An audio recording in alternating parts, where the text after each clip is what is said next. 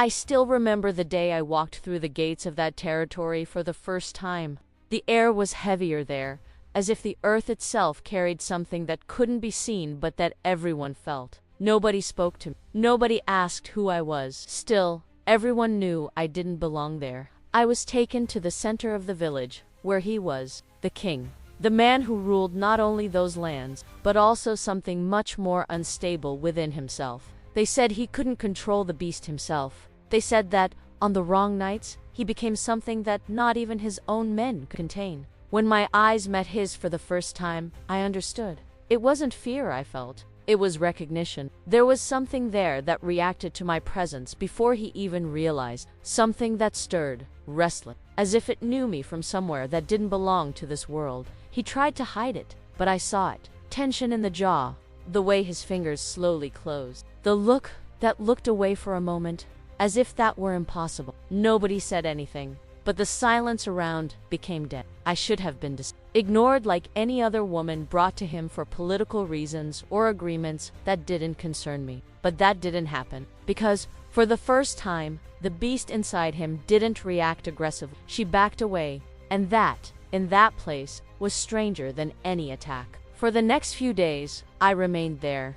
No clear explanation, no defined position, just existing in a space where everyone seemed to be waiting for something, and it happened. The first night the moon appeared full in the sky, the screams began. These were no ordinary screams. They were deep, cruel, loaded with pain and fury. Nobody approached. The guards kept their distance. Residents locked themselves in. It was as if everyone already knew that this should not be interrupted. But I went.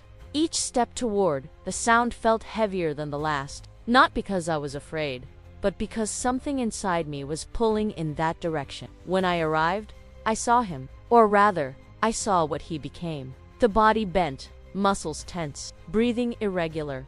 The eyes were no longer completely human. There was something wild there, something trying to take complete control. He noticed me, and for a moment, everything stopped. The world seemed to hold its breath, along with me. The beast within him surged forward, quick, instinctive, relentless. But he stopped before touching me, so close that I could feel the heat of his breath against my skin. His eyes were fixed on mine, and there was conflict. A brutal conflict between what he was and what he was trying not to be. I didn't back down. I didn't run. I just remained there.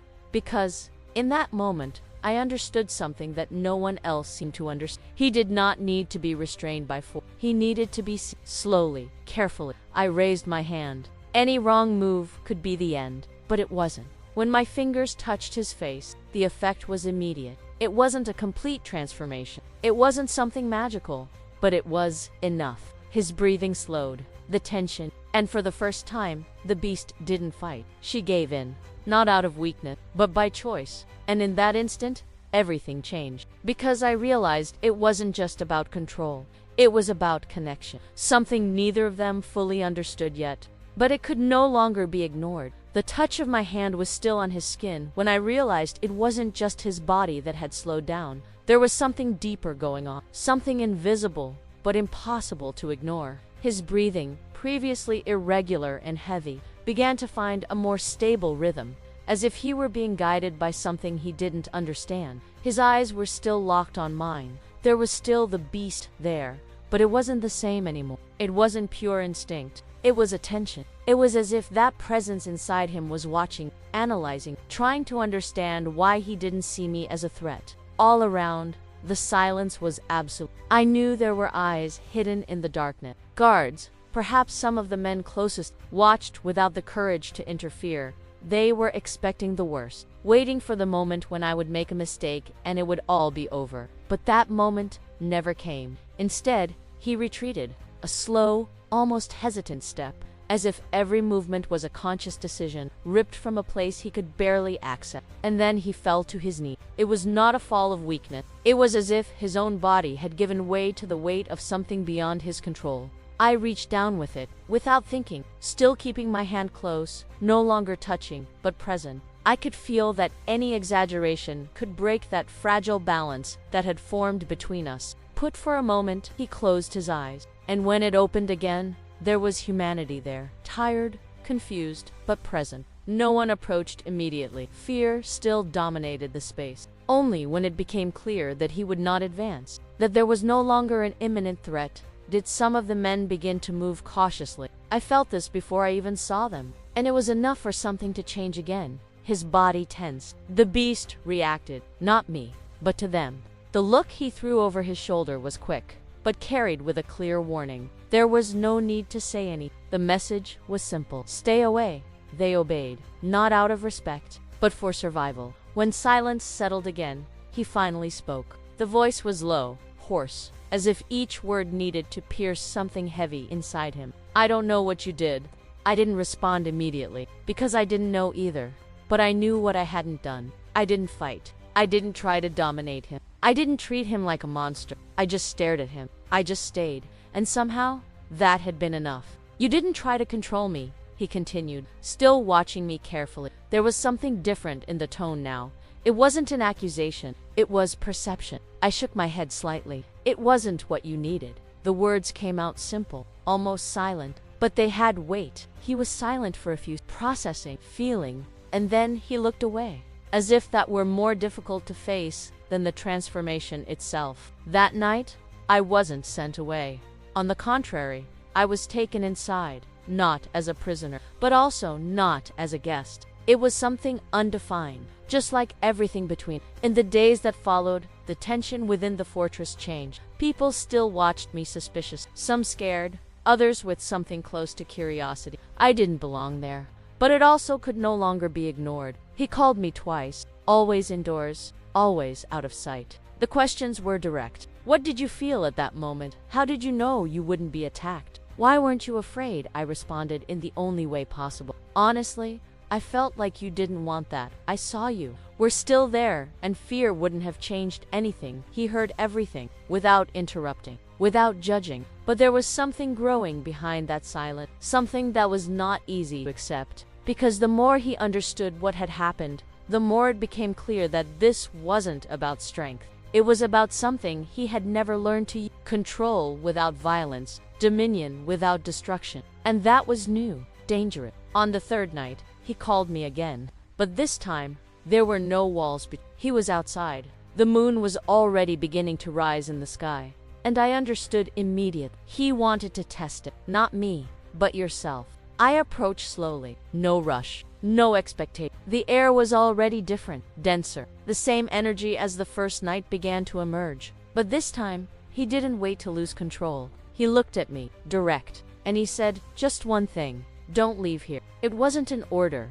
It was almost a request. And I stayed. Because, at that moment, it was no longer about proving something. It was about understanding how far it could, and what exactly was awakening. I remained exactly where I was, even as the moon's presence began to press down on the air around us. It was different from that first night. Before there was chaos, surprise, lack of control. Now there was anticipation. He knew what was coming. Me too. His body began to react, little by little. First, the breathing, which became heavier. Then the muscle, which contracted as if they were trying to contain something that was growing from the inside out. But this time, he didn't look away. He kept his eyes on me, as if that were the only possible anchor. I felt the exact moment the beast tried to take over. It was subtle at first, a slight hardening of the gaze, an almost imperceptible change in the way he positioned, but I already recognized that, and still, I didn't move. Instinct screamed at me to take a step back, so that I could create distance. But there was something stronger than instinct at that moment, trust,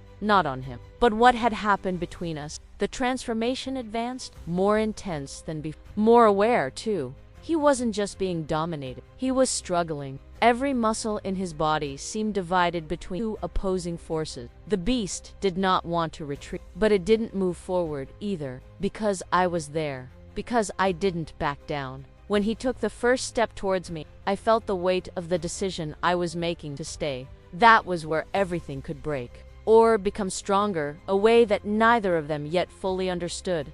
He came closer. His breathing was no longer human. The eyes carried that wild presence again.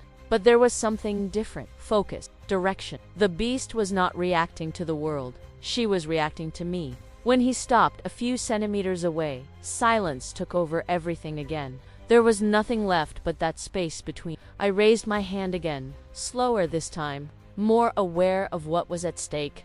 And, before I even touched it, I realized he tilted his head slightly, as if anticipating the gesture, as if accepting the touch. And this time, it was deeper. It wasn't just a pause in the transformation. It was an interruption. His body reacted immediately. The tension eased, but didn't disappear completely. It was as if the beast was still there, but it no longer had absolute control. I could feel it. She was present, but I was listening. His breathing slowed down more quickly than before.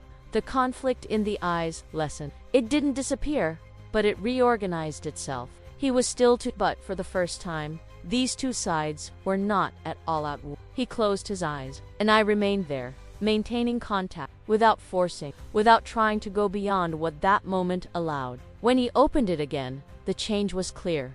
He was still under the influence of the transformation, but he was conscious, fully aware. "This has never happened before," he said, his voice still carrying a lower, deeper echo. I didn't respond immediately, because I was also trying to understand. It wasn't just about calming him down. It was more than that. It was as if something inside him recognized something inside me, as if there was a connection that didn't depend on words or logic. "Do you feel it too?" he asked. The question was not said with doubt. It was said like someone who already knew the answer. I felt it from the first moment, but now it was stronger, clearer. "Yes," I said, without hesitation. The silence that followed was not uncomfortable. It was dense, loaded with something neither of them could fully name. He took a step back, not because of rejection, but out of necessity, as if he needed space to process what was happening. The transformation hadn't completely, but it was under control. Not total, but enough. He looked at his hands, as if I were seeing it for the first time. And, in a way, it was. "I always fought it," he said, more to himself than to me. "I always tried to crush, trap, control by force." I watched in silence, because I already understood what he was still beginning to realize, and it never worked. I completed it. He looked up slowly. "No, it never worked. But this here," he didn't finish the sentence. It didn't need to, because it was clear. That wasn't strength. It wasn't an imposition. It was acceptance. And that changed everything. The wind passed between us, light, carrying the cold of the night. But without breaking the moment, he took a deep. And for the first time since I met him, he seemed at peace. Not completely, but closer to it than he's ever been. When he looked back at me, there was something new there. It wasn't just respect. It wasn't just curiosity. It was recognition. And perhaps, for the first time, he was no longer trying to fight what was inside him, but starting to understand how to coexist with it. And somehow, I was part of that answer. The air still carried that strange feeling when he pulled away from me, as if something had been silently rearranged between us. I didn't need to ask what he was thinking. It was visible in the way he looked at his hands, as if he finally understood that the problem had never been the strength of what existed inside him, but the way he chose to face it. I remained where I was, respecting that space he seemed to need. But at the same time, something had changed. Before, I was an unexpected presence. Now, I was part of the equation. In the days that followed, this became even more evident. He started calling me more often, not just at night, but also during the day, at times when before he would never allow anyone to him vulnerable. The meetings began to involve my presence, albeit discreetly. The looks around changed. Some carried distrust, others something closer to restless, because no one there understood what was happening. And in some ways, even I didn't fully understand, but I felt it, and that was enough. In one of these meetings, while maps were analyzed and strategies discussed, I noticed something that seemed to go unnoticed by others. Small delays in responses, exchanges of glances that were too quick, silences that appeared at the wrong moment. Standard. I had seen that before, not in that place, but in other contexts. And patterns like that were never random. When the meeting ended, I didn't leave immediately. I waited until most of them left the room. He noticed. I always understood. "You saw something," he said, without looking up from the maps. It wasn't a question. I approached the table, resting my hands on the cool wood. "Maybe," I replied. He looked up. This time, There was no resistance. Just pay attention. There is someone in here who is not playing on our side. The silence that followed was heavier than any immediate reaction, because that wasn't just a suspicion, it was an accusation. And accusations within a territory like that were not made without consequence. He didn't react with surprise, not even with denial. It just remained silent for a few seconds, as if rearranging thoughts that already existed before I even said anything. I felt it too, he admitted, but I couldn't prove. I tilted my head slightly. It's not about proof yet. It's about observing better. He studied me for a moment, as if he was evaluating not just what I said, but the way I thought. And then he nodded. In the following days, we made no sudden move. We don't confront anyone. We didn't raise any suspicion. We just watched. And the more I observed, the clearer it became. There was someone passing information. It wasn't frequent enough to draw immediate attention, but it was necessary, calculated, smart. The kind of betrayal that hides in small details. One night, while walking through the halls, I saw something that confirmed what I already suspected. One of the men closest, someone who had direct access, someone who shouldn't raise any doubts. But he got up. The way he moved, too fast for those who had no reason, too discreet for those who didn't want to be. I didn't follow him immediately. I waited, because acting at the wrong time could destroy everything. The next morning, I told him, no exaggeration, no direct accusation, just facts. He heard everything in silence. And this time, there was something different about his reaction. It wasn't just analysis, it was a decision. If we're right, he said slowly, this isn't just it's something bigger. I agree, because I felt that way too. This was not an isolated act. It was part of something larger, more organized, more dangerous. So let's not act yet, he continued. Let's give him exactly what he wants. I understood immediately. Information, but not the real one. Over the next few days, we started planting small pieces, seemingly strategic detail, false moves, plans that seemed real enough to be believed. And then we waited. It didn't take long. The answers began to appear. External movements reacting to information that should never have come out.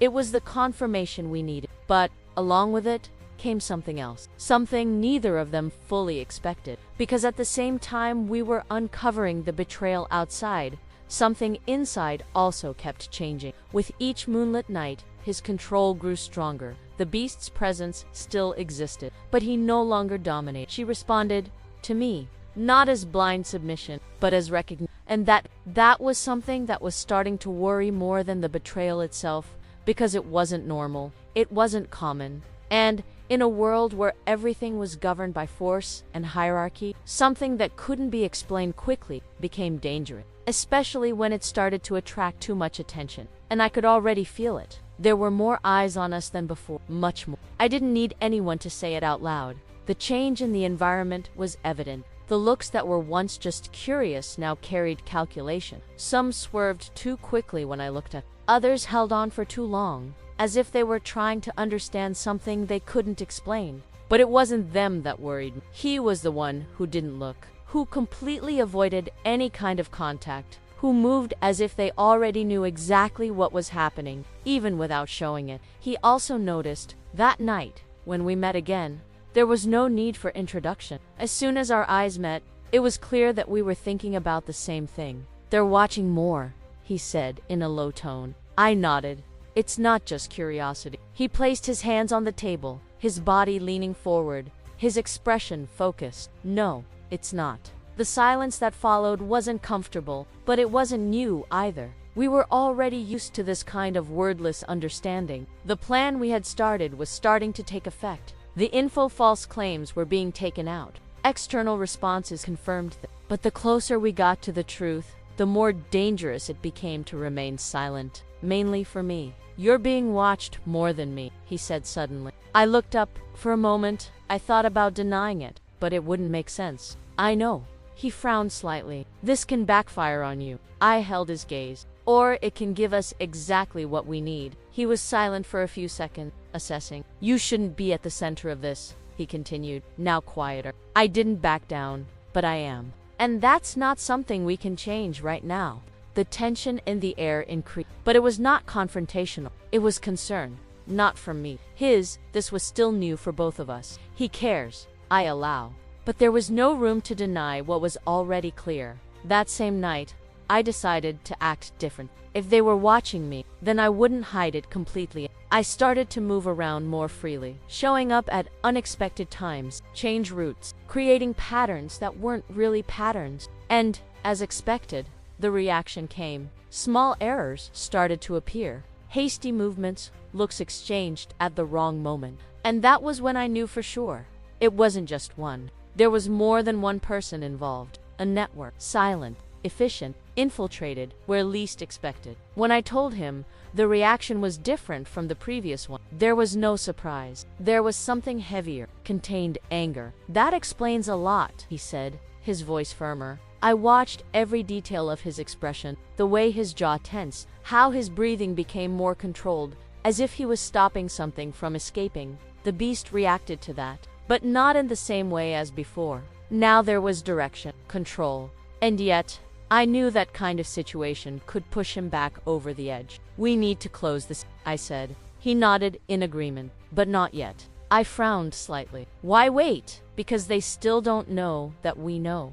And that is our biggest advantage. It made sense, always did. But it also meant continuing to walk an extremely fine line, where any wrong step could turn everything against us. In the following days, we stepped up the game. More false and more calculated move, more silent. And at the same time, something inside him kept changing. The moonlit nights were no longer chaos. They were tests, increasingly controlled, increasingly aware, and always with the same result. The beast did not disappear, but it lined up.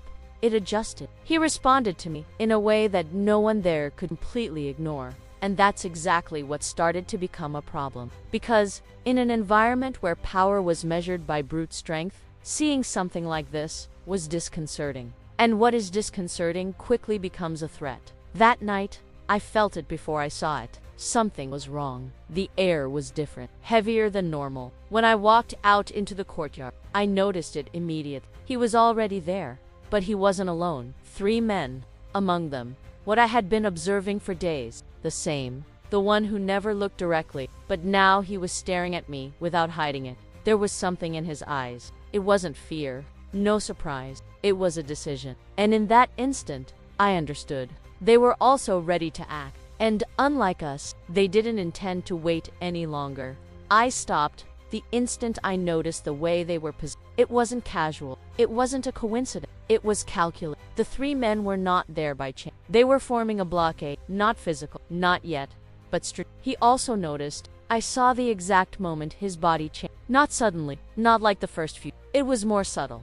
An adjustment in posture. A slight shift. As someone who prepares before any movement even begins, the beast felt it first. I knew. But unlike before, she didn't immediately try to take control. She waited, observed, just like him. The man in front took a step. The same thing I had been observing. The same one who avoided looks. But now he no longer hid. Then you finally realize, he said, his voice low but firm. There was no surprise in the tone. Not nervous, just certainty. He had already made his, and there was no turning back. No one responded immediately. The silence there was not empty. It was full of tension, of decisions being made in fractions of a second. I felt the exact moment when the situation stopped being just an observation game, and it became confrontational. 2 more men appeared behind, closing off any possibility of a simple exit. They did not come unprepared.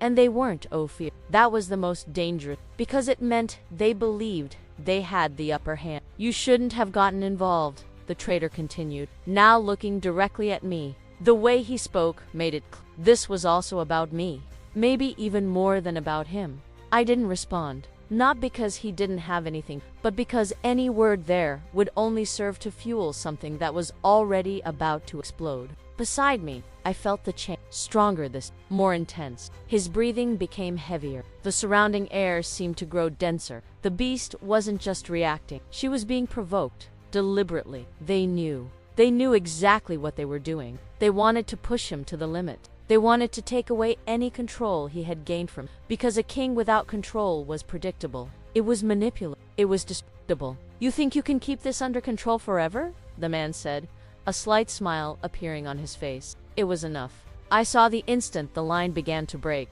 Not completely, but dangerously close. His body tense, the eyes. The beast's presence intensified in a way I hadn't seen since the first night. But there was something different. She wasn't blind. I was furious, but conscious. I took a step forward, not on impulse, but because I knew that was the most critical moment. If I hesitated, everything would be lost. If I moved forward at the wrong time, too. So I did the only thing that made sense. I put myself between them, between the danger and him. I felt the stares immediately. The men didn't expect that. And for a second, it was enough to break their rhythm. I didn't look away from the traitor. "You're making a mistake," I said, voice firm, steady. He laughed quietly. "No, you are the mistake." Before any other movement happened, I felt it. The explosion, but not in the way they expected. He advanced, fast, but not out of control. The target was not random.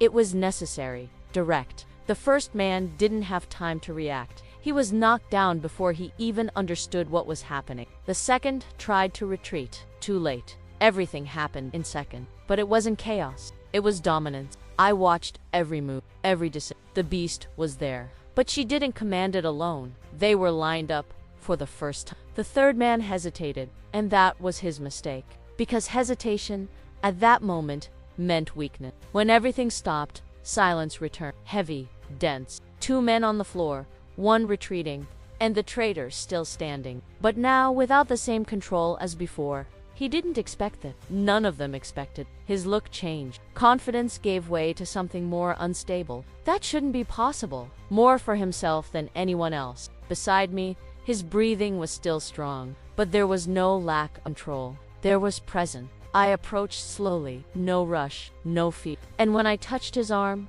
I felt it immediately. The answer. The tension eased. Not completely, but enough. The beast retreated. Not defeated, but in agreement. The man in front of us saw it, and that was where everything really changed. Because in that instant, he understood what they were trying to provoke, what they believed to be his greatest weakness. It was, in fact, something completely different, and that made everything much more dangerous than they had calculated. The silence that remained after the confrontation was not just a consequence of the fight. It was understanding.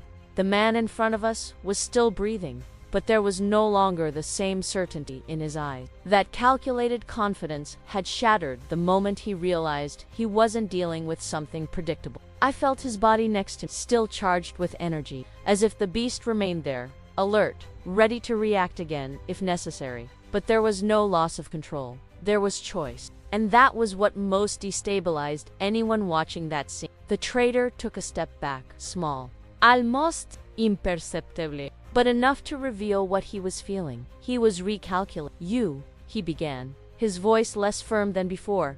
"This is not possible." I didn't say anything, because there was no need. He had already seen it. I already understood. And yet, he didn't accept it. Beside me, he took a step forward, not fast, not aggressive, but definitive. Every movement was controlled, heavy, charged with intent. "You underestimated what you don't understand," he said, his voice still marked by that depth that mixed man and... The traitor clenched his jaw.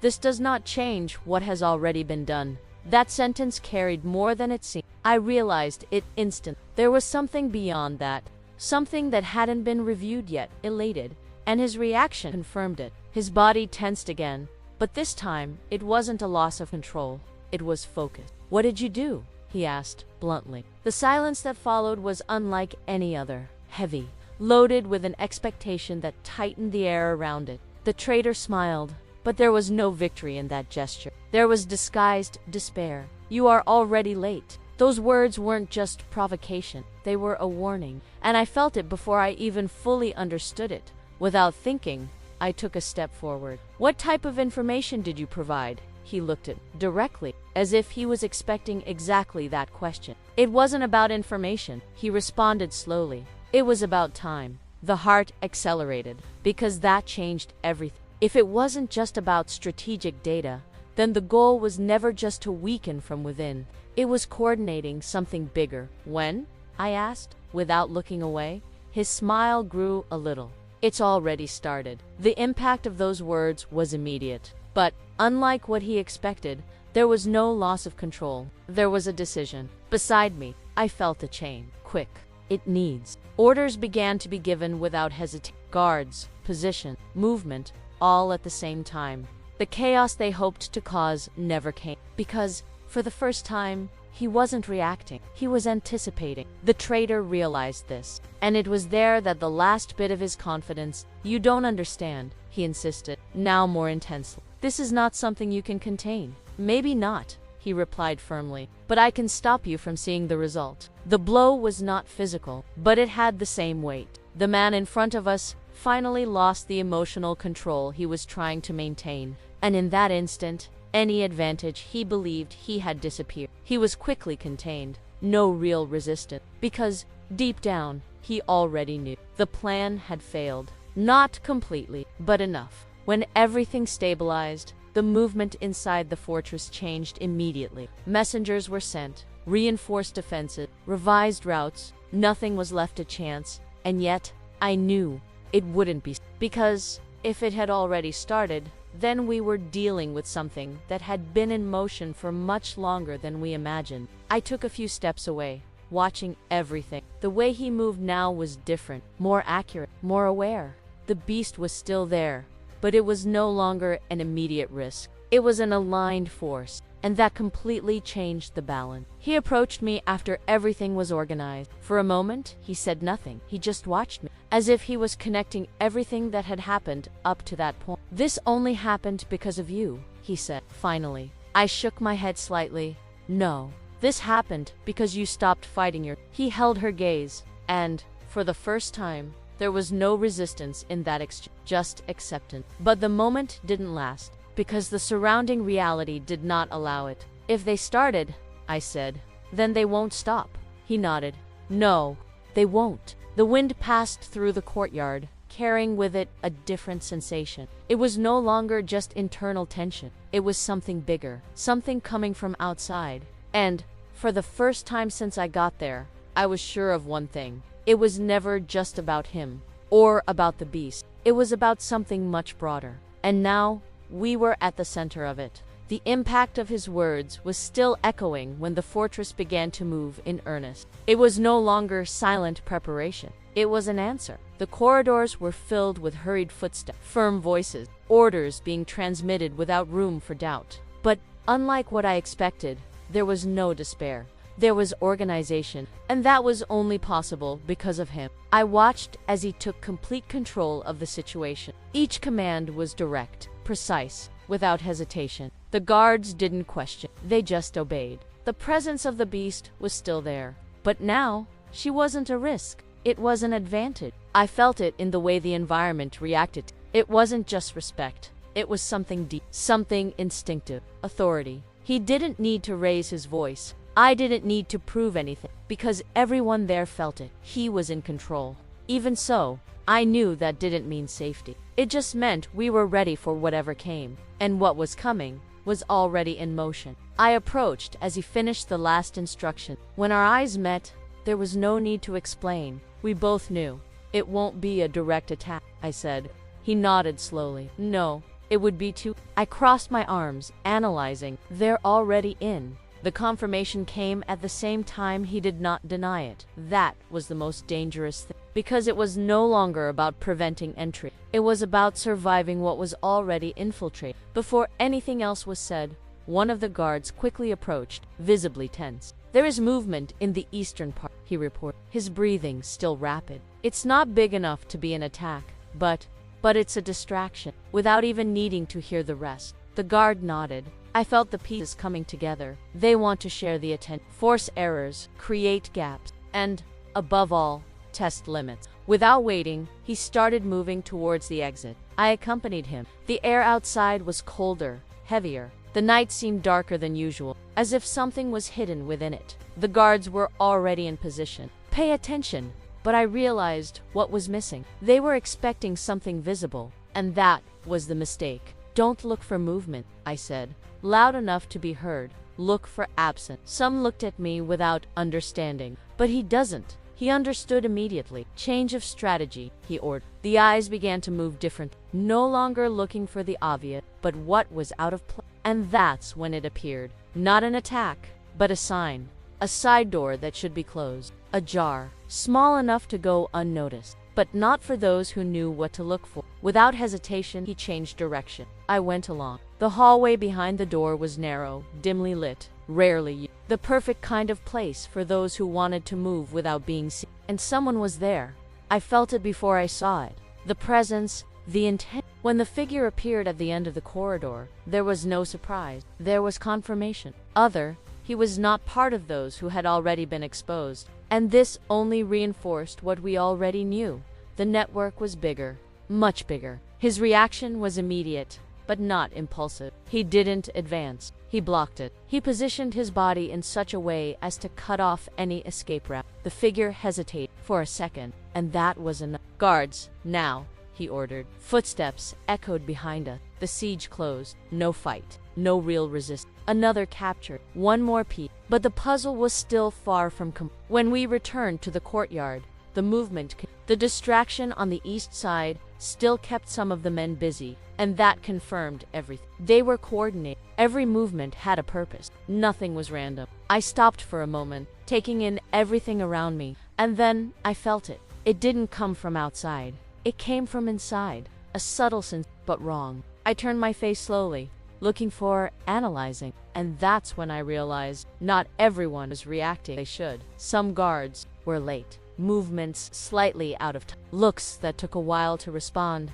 I approached him again. "It's not over yet," I said quietly. He looked at me, and I knew he already felt it too. "No, it's not over," because at that moment, it became clear. This wasn't just an attack. It was a continuous test, a constant pressure, and the true threat had not yet fully revealed itself. But it was there, getting closer and closer, waiting for the right moment to show itself. The realization came as a silent cut into reality. Nothing exploded. Nothing attracted obvious attention. But it was there, wrong. I kept my gaze fixed on the guards who had moved belatedly. It wasn't something anyone would notice. It was too subtle. Small intervals between action and reaction. Micro hesitations that didn't suit trained soldiers. And that could only mean one thing. They weren't taking orders the same way. Or they were receiving others. I felt his body next to me stiffen slightly. He had seen it too. Not the fault, the default. Isolated, they would not attract attention. But together, they formed something, a distortion. He didn't attract it, didn't expose, because he knew that any sudden movement could activate something bigger.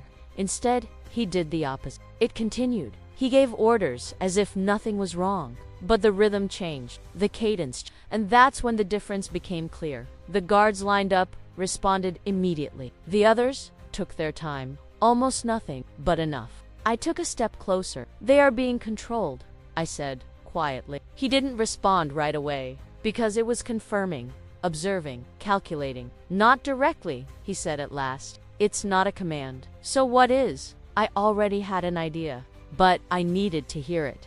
Influence. The word hung in the air, heavy, because that completely changed scenario. Control could be broken, influence spread.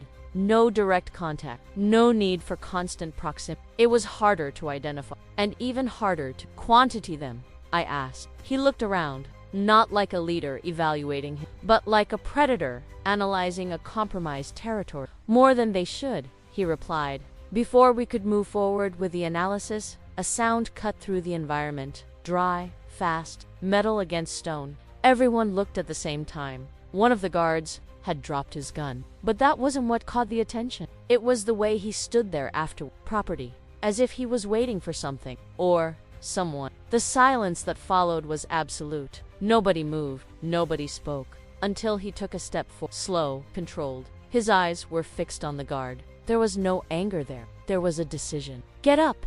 The guard didn't react. No muscle, no expression, nothing. And that's when I felt. That wasn't hesitation. It was absent, as if the person inside had retreated or been pushed. He came closer. He stopped a few steps away. And then, something, not in the environment, but in him. The presence of the beast manifested itself again, not in an uncontrolled way, but intense, directed. As if he was trying to reach something that wasn't visible. The guard finally reacted, but not as expected. He slowly raised his face and smiled. It wasn't a human.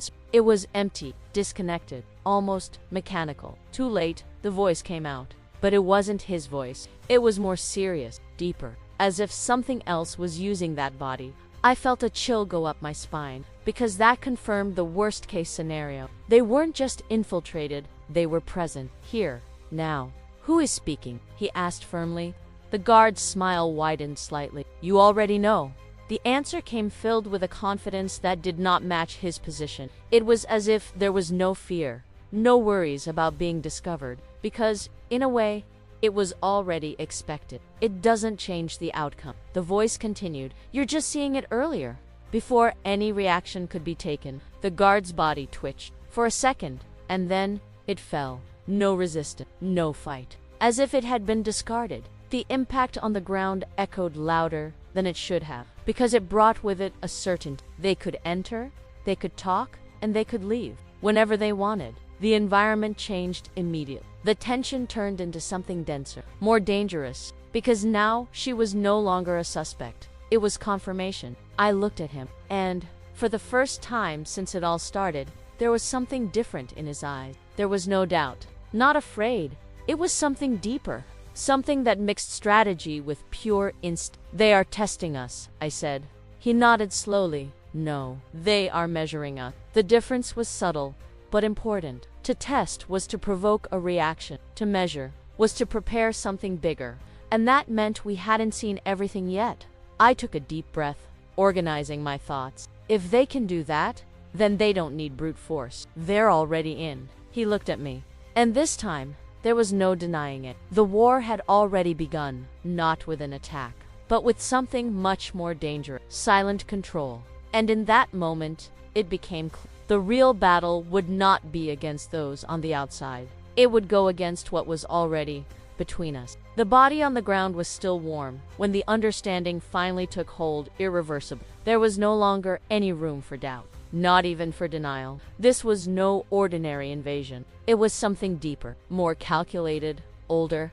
I kept my eyes fixed on the fallen guard for a few seconds longer, trying to take in every detail. There were no signs of a struggle, no resistance, just an empty body, as if it had been used and discarded. "They don't need to stay," I said, feeling the weight of my own words. "They just need enough time." He didn't respond right away, but I felt it. The change. The beast inside him no longer reacted with impulse, reacted with purpose. As if he had finally found something he recognized, not as an enemy, but as a real threat. Unlike anything I had ever faced. "That explains the partial control," he said, analyzing. "It is not complete domain. It's a momentary connection." I nodded, like a loophole. Exactly. And that made everything. Because it meant that anyone there could be used, anytime. No warning, no clear signal. The silence around him began to take a different. The guards were still in position, but now there was something different in their gait. Distrust, not each other, but from reality itself. I took a few slow steps, observing each face, each posture. "If we continue like this," I said, "they will win without having to." He looked away at me. "Explain."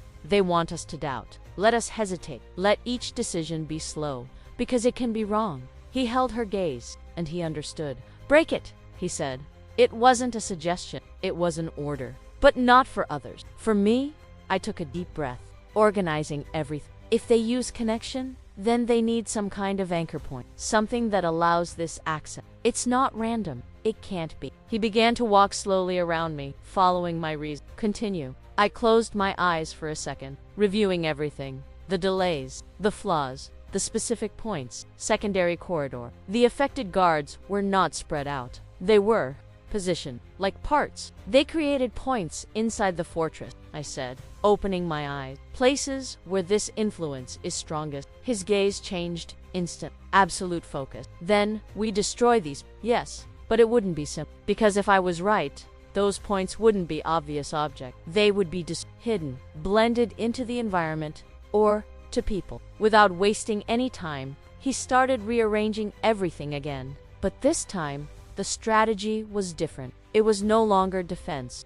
It was scanning, smaller group, constant movement, no predictable patterns, and, above all, no one alone. I followed one of the team, not because I needed to, but because I felt it. Something was close, very close. The hallways looked different now. Every shadow carried doubt. Every sound seemed out of place. Until it happened. It wasn't a vision, not a sound. It was a sensation, like a subtle weight in the air.